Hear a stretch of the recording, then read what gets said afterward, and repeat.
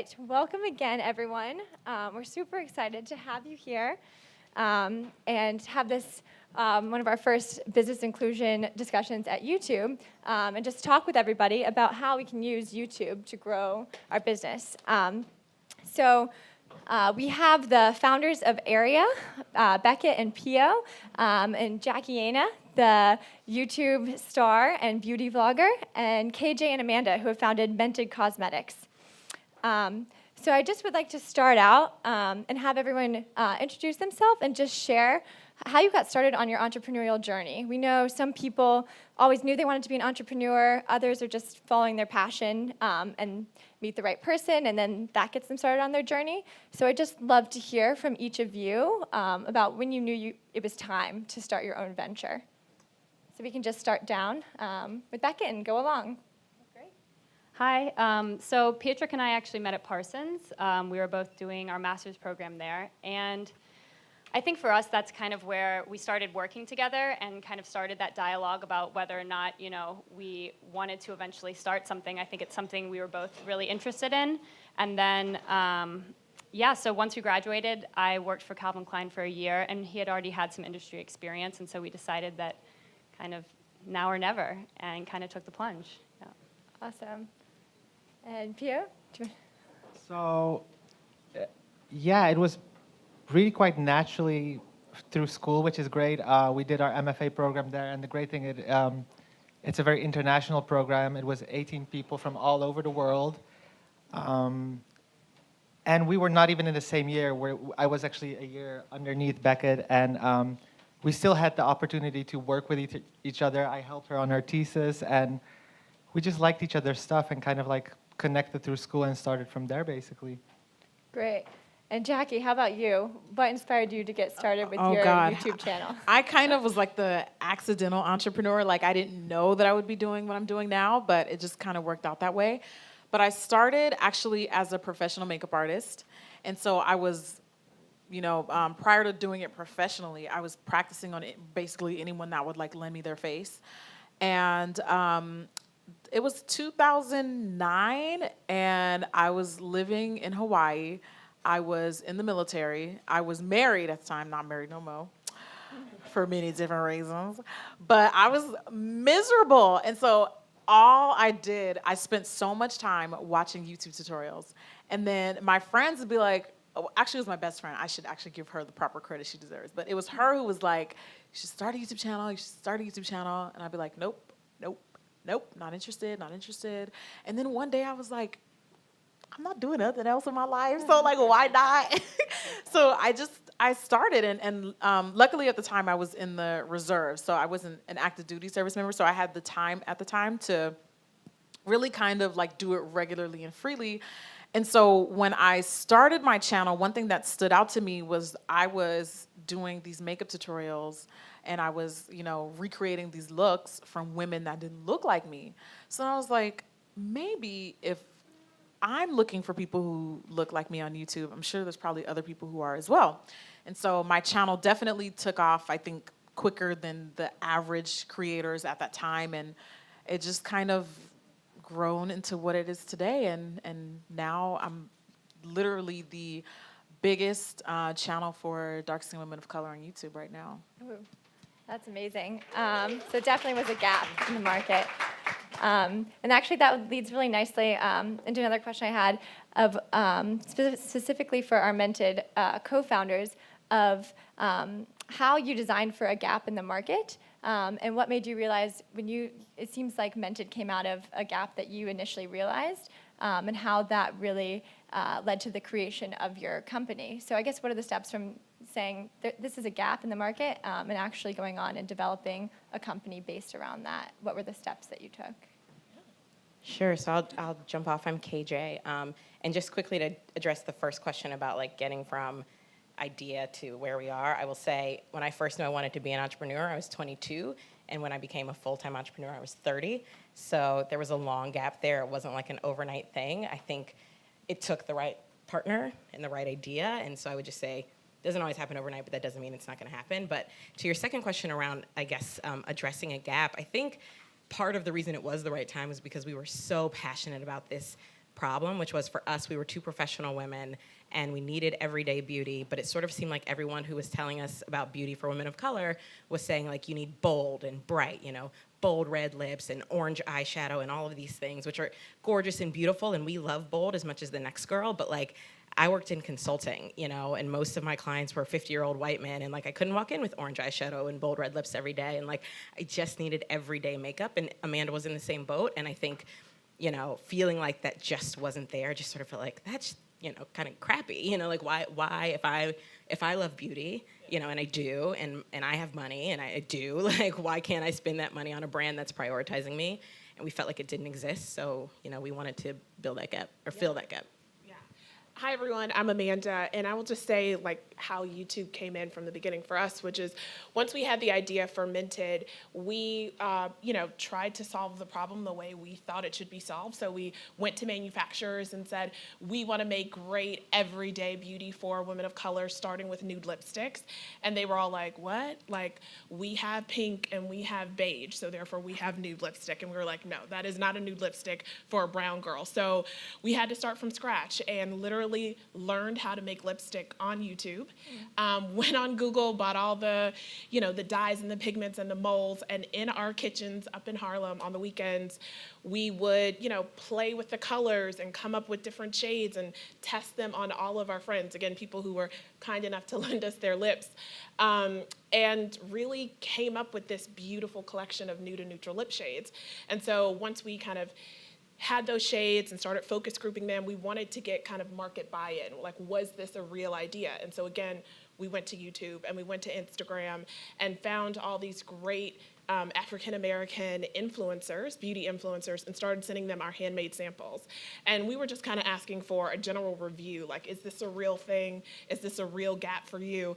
And they just started making content. They started making videos and using it, in photo shoots and asking for more samples. And that's really where kind of our demand started. Interesting. What's interesting is, so minority businesses are the fastest growing businesses in the United States, but many don't have an online presence, and many often think they're too small to develop an online presence. So I'd be interested to ask you, KJ and Amanda, what led you to make digital one of your first moves with your business, to go ahead and send them to YouTube stars like Jackie and other influencers? Because often people think, okay, I'll work on digital later on. Right now I just need to focus on the business aspect. Yeah, well, I'll start and just say, well, first of all, shout out to Jackie for actually trying the lipstick. My God, we died. Well, shout out to making a good product. We died. For making my job easy.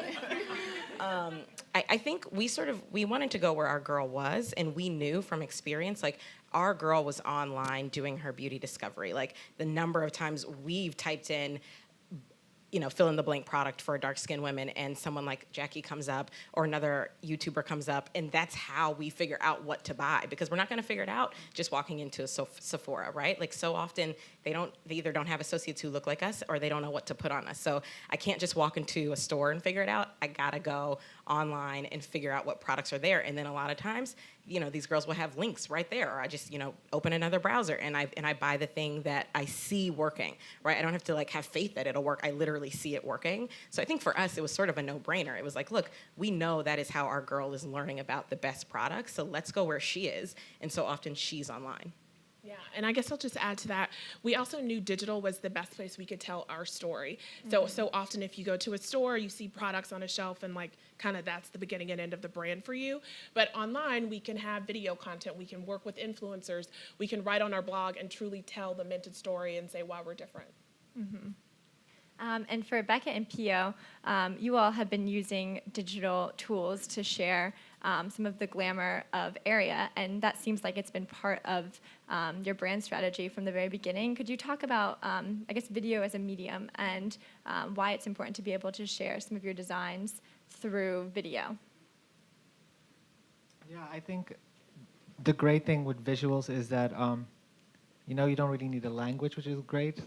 So for us, it kind of started with us being very different. I'm from Poland, in the middle of nowhere, very industrial city, very different to America. And Beckett is from Kentucky, which is such a different thing. But still, I feel like through image and creativity, for us, it's really easy to connect without really talking. We can also create something together you know, by just adding our visual energy together. And I feel for us, when we started a business in New York in fashion, where I feel like a lot of people start a fashion business in New York, there's a lot of money, so there's a lot of opportunity, but it's quite difficult to do something that will last, I feel like, because a lot of people just do the same thing kind of. So for us, being so small and not really meaningful, the internet kind of like was an open book, an open door. We basically, kind of like how you guys send product to you and you review it, we send earrings to Rihanna or Kim Kardashian or Bella Hadid, and then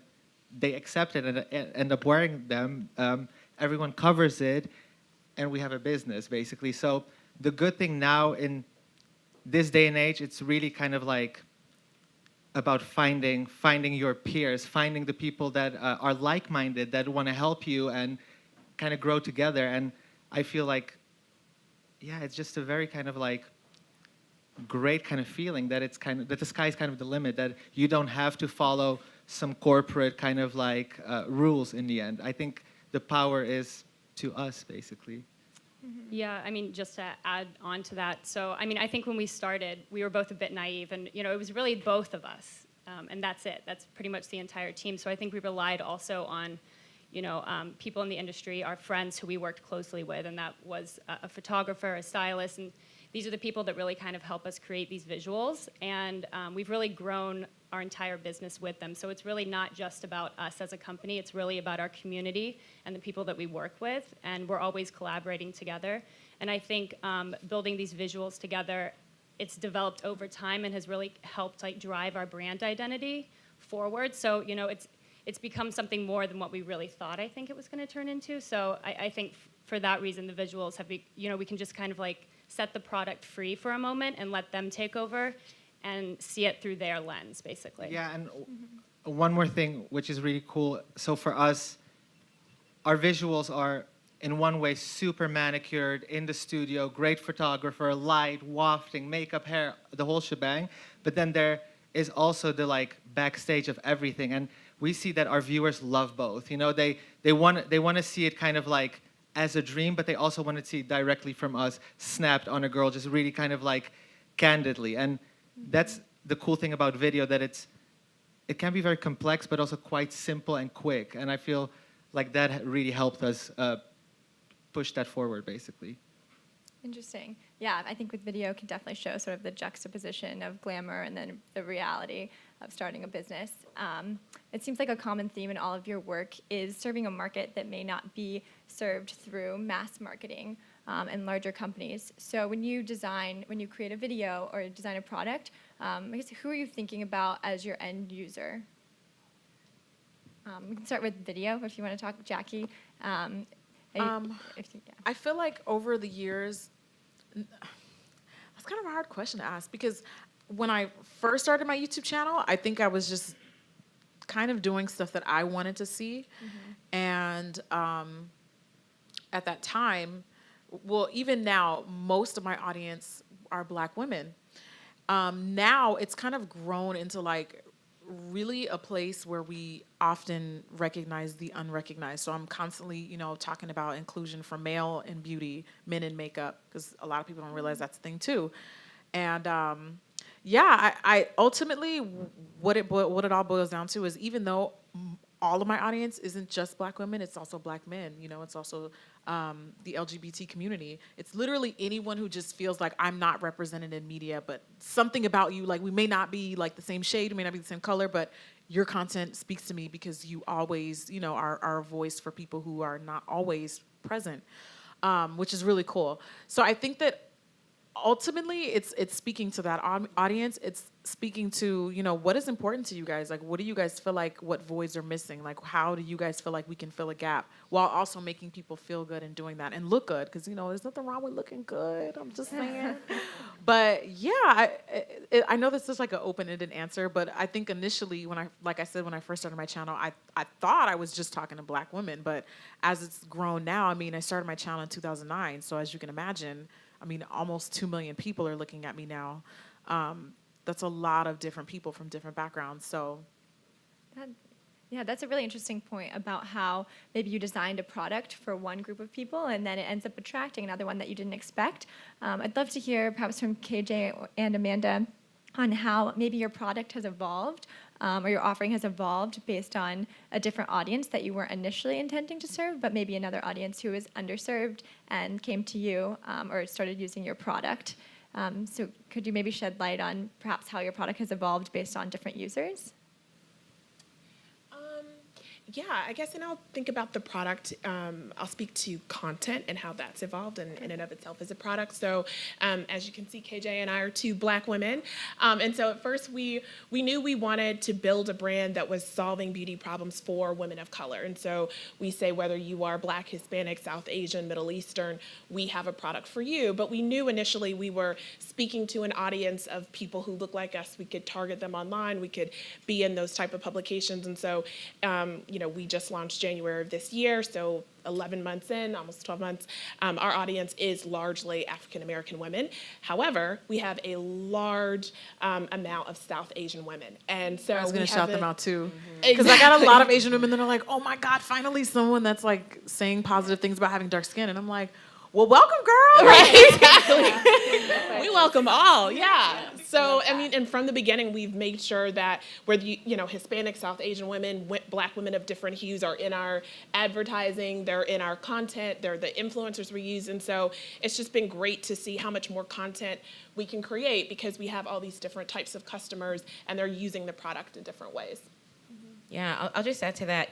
I think the way our product has evolved is we spend a lot of time listening to our customers, and I imagine, like Jackie, you do too, like the people who are seeking you out, you want to make content for them, and we want to make product for them. And I'll give the example of our lipstick collection. When we launched, it was 6 shades, and we would have these like pop-ups and focus groups, and we always found that like medium to deep skin Black and brown women love the lipsticks, but lighter skin women were sort of like, I maybe can wear this one. And just the rest of them couldn't, they couldn't make it work. And that makes sense, right? Like, we're 2 medium-skinned brown women, and so it makes sense that naturally we were a little bit biased. But we took that feedback immediately, and by May, and we launched in January, by May we launched 3 additional shades. We called them our summer collection, and all of a sudden we saw so many more light-skinned women coming, to the pop-ups and being able to play in the range. And it's because we listened. And so I do think, like, if you do a good job of listening to your customer, it's easy to evolve because you sort of just like let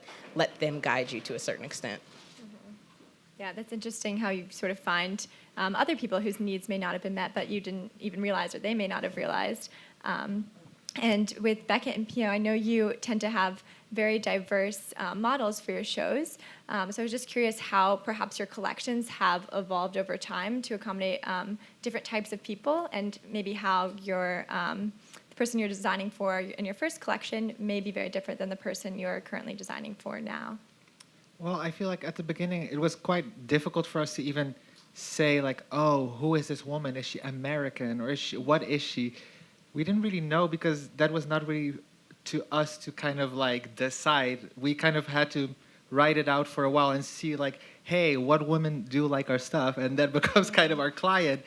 And it turned out that she had a lot of different faces, a lot of different hues, a lot of different ages, sexes, everything. And that kind of was such a great message for us also that, fashion is something so kind of like elitist, high-end, but in a way I feel like in the time that we're now living in now, it is really about being kind of inclusive and like finding your own kind of like identity in that way. We portray an image, but it's that in the end for you kind of to decide what will look good for you. Even if you look at our entire color story for spring, you have the nudes, you have the creams, but you also have bold colors. It's really kind of about like mixing each other's colors together, and for me that was kind of, I grew up in Amsterdam personally, and 60% is an immigrant there.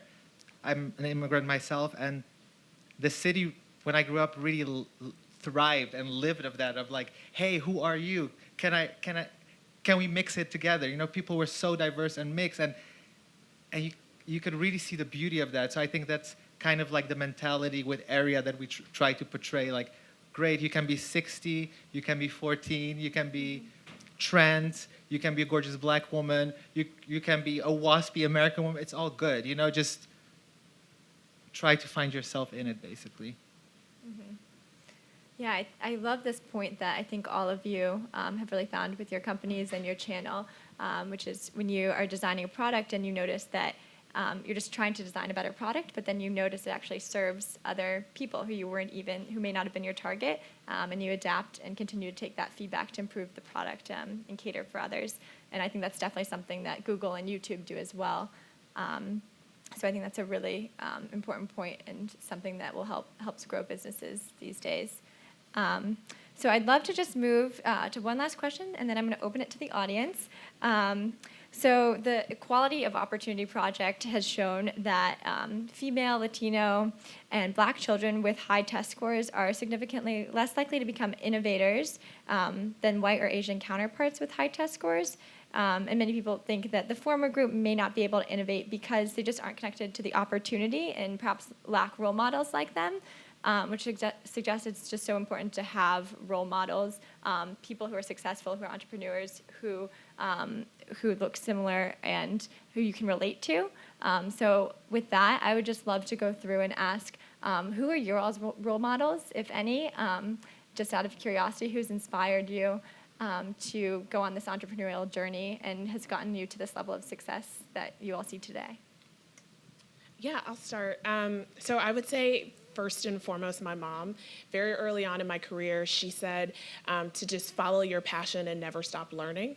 And I have had several different careers in different industries, but the thing that's been true, the through line through them all, is passion and learning something new. And this entrepreneurial journey is absolutely every day learning something new. And I have the right partner and we have the right idea. And so it's just filled with passion, ups and downs, but passion nonetheless. Yeah, I have to second Amanda and say my mom went to college in the South in the 60s and then got her medical degree in the South in the 70s. And, and she's a black woman. And that is not easy.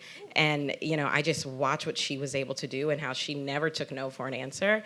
And it never occurred to me growing up that I, too, couldn't just do the thing that I set my mind to because she just made it clear that I could.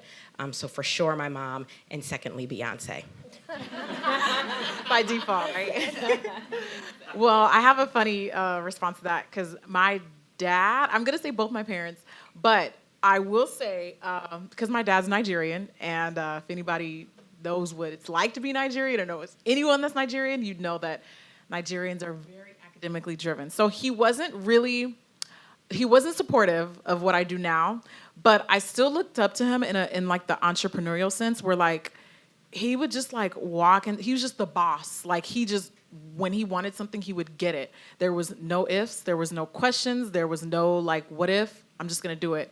So that I feel like he doesn't like that I ended up being like that, but I ended up being like that. I'm like, well, sorry. I mean, I'm just saying, you my dad. So, and I definitely have to say my mom because like I got the perfect mix of, my mom is American. So my dad had the more traditional, like you go and you be a doctor. And I was like, I ain't trying to wear no white lab coat. I'm good, thank you, though. But my mom was a little bit more like, the free-spirited and like more lax. And she was like, you do whatever you want. You just be the best at it. And that was like every day I heard her say stuff like, if you're a janitor, you just be the best janitor. If you are cleaning toilet, and she like meant it. And that to me was like so important. Like, wow, like I get it, She wasn't very business savvy, and not everybody can be business savvy, that's fine, but I'm glad that I got the perfect mix from both of them, and I think all throughout my career, I've been mentored and looked up to a lot of different people, and I can 100% say, being that my family, for the most part, wasn't very supportive of what I'm doing now, if I didn't have any role models, I would not be where I'm at today. And that's why I feel like it's so important. One of my favorite things to do is like speaking at schools, like that age of like 12 to like 17, where I think like our youth really needs to hear like, it may sound cliche, but you really can do whatever you want to do. And that's why I'm always, anytime I have the opportunity to speak at schools, I take it because I know how important it is to hear those messages. Mm-hmm. That's great. Do you want to share?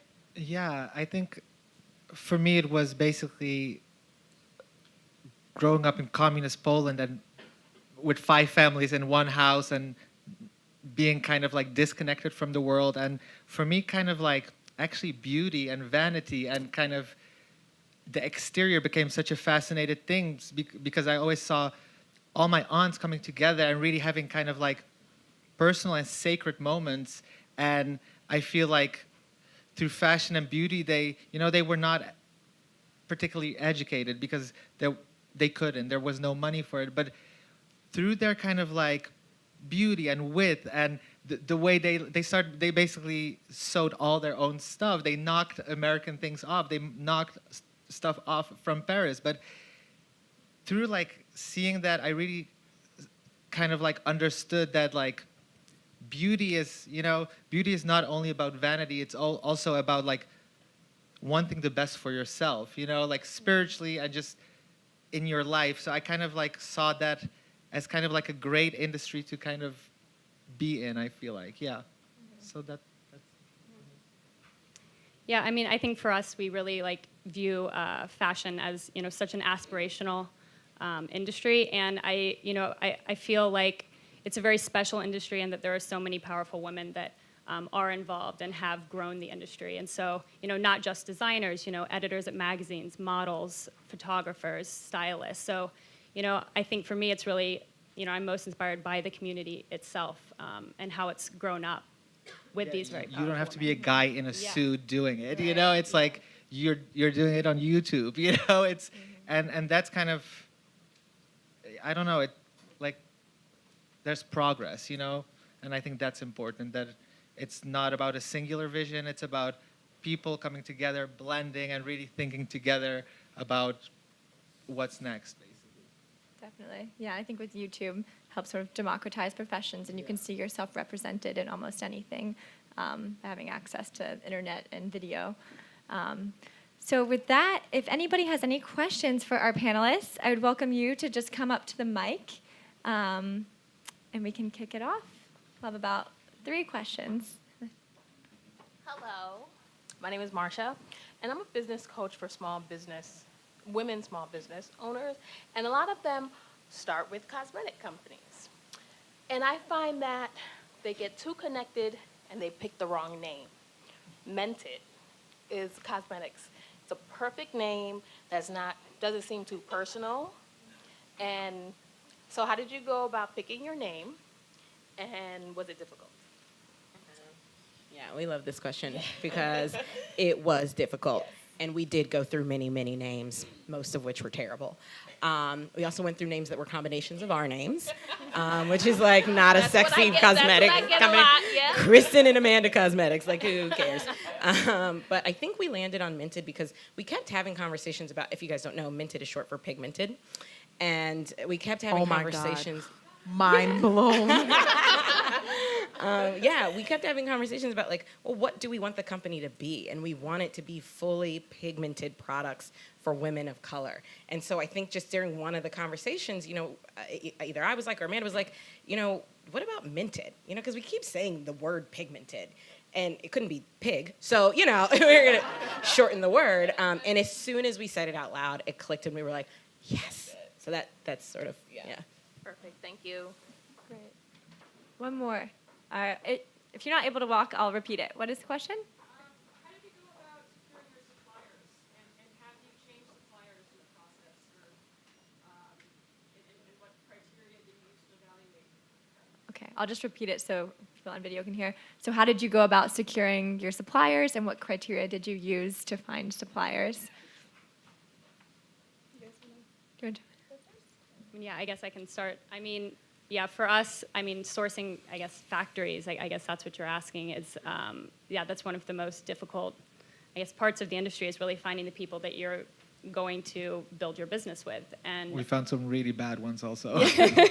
at the beginning, absolutely. So, yeah, I think it's trial and error, basically, and working, through your friends, asking advice, who have other people worked with, and I think reaching out and asking, other people, where did they fail, where did they succeed, and who did they work with. I think that's really the best way for us that we came upon our best factories, yeah.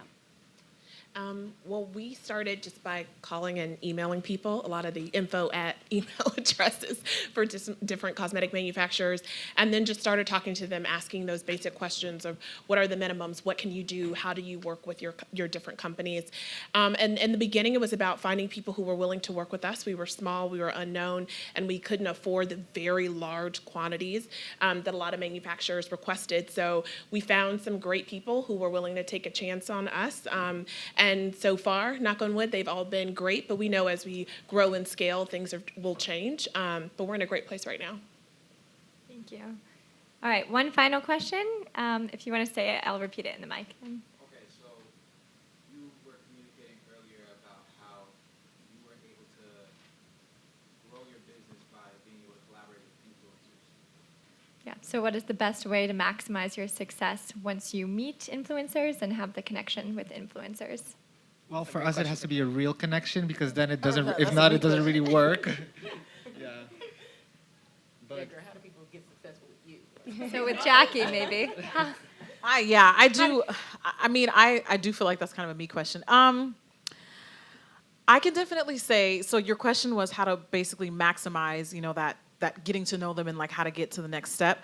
I think that personally for me, it's always been about like having a genuine relationship with them. So when I meet someone for the first time, if I'm getting the vibe that they're like, yo, how many followers do you have? What's your, it's like, okay, like you just gotta like chill, bro. Like we're good. Like, let's talk, like what is your business about? Like there have been so many different times and opportunities where I don't have to work with this brand. I don't have to promote this brand. I did it because I genuinely believed in the product. I like the product. I like the story behind it because I'm like I want to know everything about like the brand, especially like no shade. If I'm not getting anything out of it, it's like there has to be something really genuine for me, And I'm also not saying that it's this whole picky process, but for me, it's always been about like, getting to know this person. Like, for example, you have a clothing line. Let's say, I don't know, you have proceeds that go to underprivileged children that are trying to get into college, like stuff like that, and just getting to know me. Or there's been times I'll give you an example of what not to do. Like I get companies that will email me like every day, like try our teeth whitening kit, and it's like, do you not watch my content? Like my teeth are already white. How am I going to sell your product?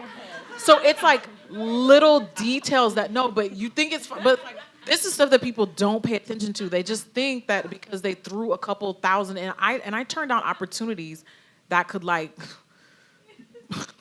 pay tuition, because it's just not right for me, But what's important to me at the end of the day, regardless of whether there's a price or not, is like what the product is, your approach. Your approach is everything.